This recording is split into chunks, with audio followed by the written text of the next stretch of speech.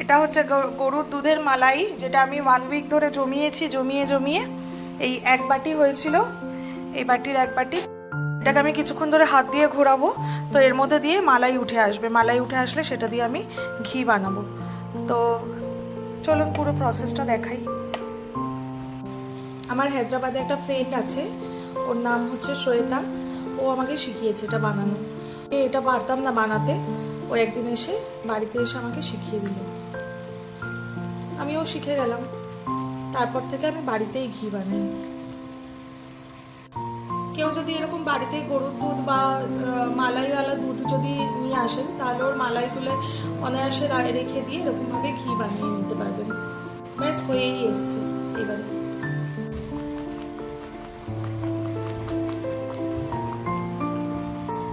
এই যে একদম ঘন হয়ে গেছে কিন্তু পুরো।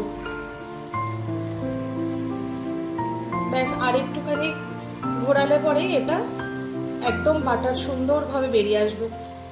একবার দেখিয়ে দিই কিরকম ঘন হয়ে গেল। এই যে পুরো লিকুইড থেকে এরকম ঘন হয়ে গেল, ক্রিমটা এবারে বেরিয়ে এলো পুরো বাটারটা। এই টাইমটা একদম শক্ত হয়ে যায়, ঘোরাতে একটু কষ্ট হয়, কিন্তু এই যে পুরো বাটারটা বেরিয়ে এলো।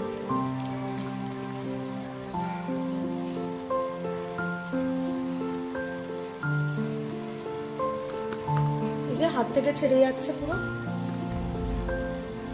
সুন্দরভাবে পুরো বাটারটা বেরিয়ে এসছে। এবার এর মধ্যে যতটুকু জল আছে আস্তে আস্তে চিপে ওটা বার করে নেব। জীবনে আমাদের অনেক কিছু শেখার থাকে, যেগুলো আমরা নিজের থেকে শিখতে পারি না, বা কাছের কোনো লোককে দেখেও শিখতে পারি না। হয়তো জানি যে হ্যাঁ সে নিজে বানিয়েছে বা কিছু। খুব ভালো একটা বন্ধুত্বের খুব দরকার হয়, কিন্তু সেটা যেই হোক, ভাই বোন হোক আর এর নিজের বন্ধু হোক। তো শ্বেতা আমার একটা খুব ভালো ফ্রেন্ড, খুব ভালো কাছের মানুষ, একদম খুব সুন্দর একটা বান্ধবী আমার জীবনের।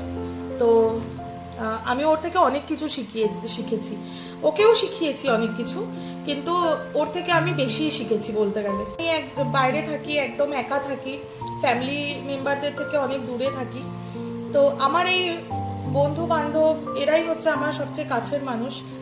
যেমন যার কথা আমি বলছি, সে আমার খুব কাছের একজন মানুষ। আর আমার পছন্দ না যে আমার বাচ্চাদের সাথে কেউ বাজে ব্যবহার করুক। অনেকে আছে যে বাচ্চা পছন্দ করে না, সেই সব লোকেদের থেকে আমি একটু দূরেই থাকি। আমার ইচ্ছা করে যে আমার বাচ্চাদেরকেও সবাই ভালোবাসুক, আমি যেমন অন্যের বাচ্চাদের পছন্দ করি, ভালোবাসি।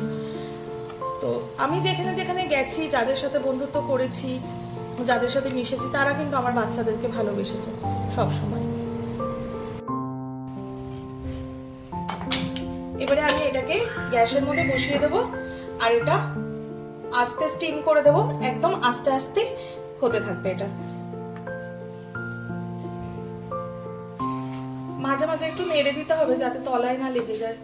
এটা কিন্তু উচ্ছে একটুখানি পড়েও গেছিল সাইডে, আমি খেয়াল করিনি। তো এই যে এতটা, এগুলো কিন্তু হচ্ছে ছানা না, এটা হচ্ছে কালাকান্দ। এটা আর একটুখানি পুড়লে পরে একদম সুন্দর কালাকান্দ বেরিয়ে আসবে। ভীষণ সুন্দর একটা গন্ধ বেরোচ্ছে। আমি ভিডিওতে তো দেখাতে পারছি না গন্ধটা কিরকম, কিন্তু সত্যিই বলছি ভীষণ সুন্দর গন্ধ বেরোচ্ছে কালাকান্দ থেকে। আর ঘিয়ের তো স্মেল আলাদাই একদম। অনেকক্ষণ ফোটার পরে, প্রায় 30 মিনিট মতো ফুটেছে, এই যে কালাকান্দটা সুন্দরভাবে লাল হয়ে বেরিয়ে এসছে। একটু কাছ থেকে দেখাই। এই যে এবারে এটা ঠান্ডা হবে, ঠান্ডা হওয়ার পরে ছাঁকনি দিয়ে ছেঁকে নেব। দেখা যাচ্ছে ঘি ওপরে পুরো। এই যে ঘি, আমাদের একদম পিওর খাঁটি গরুর দুধের ঘি।